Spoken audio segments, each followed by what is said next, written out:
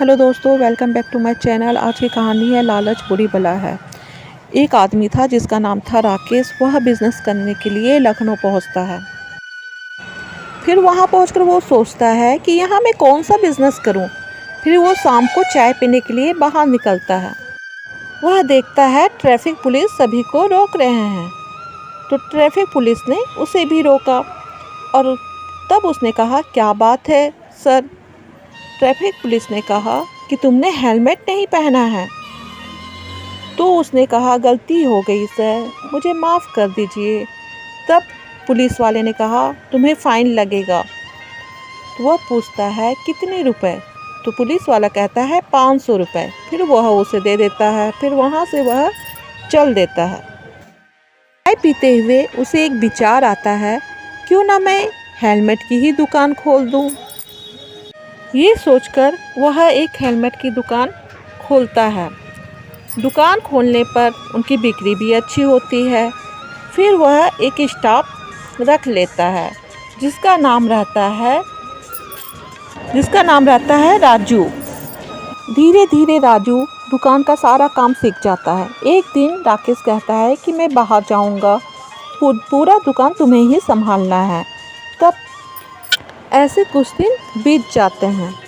अब दुकान अच्छा चलता है और बहुत लाभ भी होता है। लाभ को देखकर राजू के मन में लालच होने लगता है और अब राकेश जब भी काम से बाहर जाता है तो राजू उसके गले से कुछ पैसे रख लेता है। राकेश को भी उस पर कोई शक नहीं होता है। ऐसे ही कुछ दिन और बीते। तुम्हारा वेतन कम है ना? जी साहब, अब मैं तुम्हें 10,000 रुपये दूंगा, पूरे 10,000। राजू सुनकर बहुत खुश होता है। राजू, मैं 10 दिनों के लिए गांव जाना चाहता हूं और अब से दुकान का पूरा ख्याल तुम्ही को रखना है।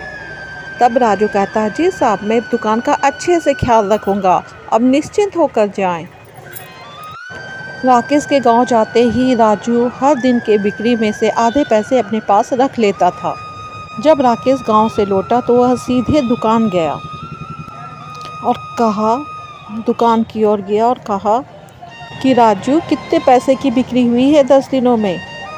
तो राजू कहता है कि मालिक, आज इतने ही पैसों की बिक्री हुई है।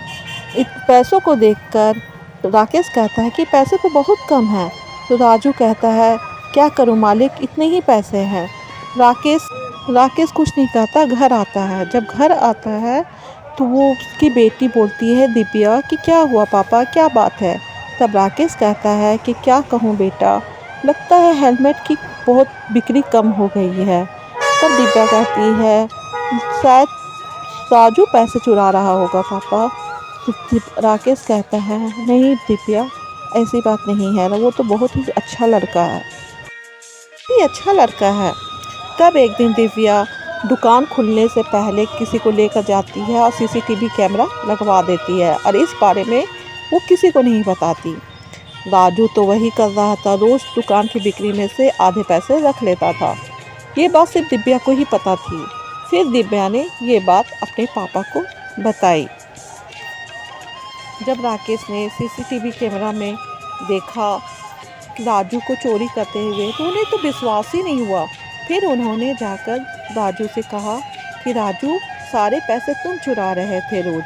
तब राजू कहता है, नहीं साहब, मैं ऐसा नहीं कर सकता। तब राकेश ने राजू को सीसीटीवी कैमरा में दिखाया। अब राजू की बोलती ही बंद हो गई क्योंकि उसकी चोरी पकड़ी गई। फिर उन्होंने कहा, मुझे माफ़ कर दो साहब। राकेश ने कहा, नहीं, ये माफ़ी के लायक नहीं है, क्योंकि मैंने तुम पे भरोसा करके 10 दिन के लिए गया था और तुमने मेरे साथ धोखा किया है। तुम सही नहीं हो। आज से तुम्हें कोई काम पे नहीं रखेगा। किसी को धोखा देना बुरी बात है। ये कहानी कैसी लगी प्लीज़ कमेंट कीजिएगा। धन्यवाद।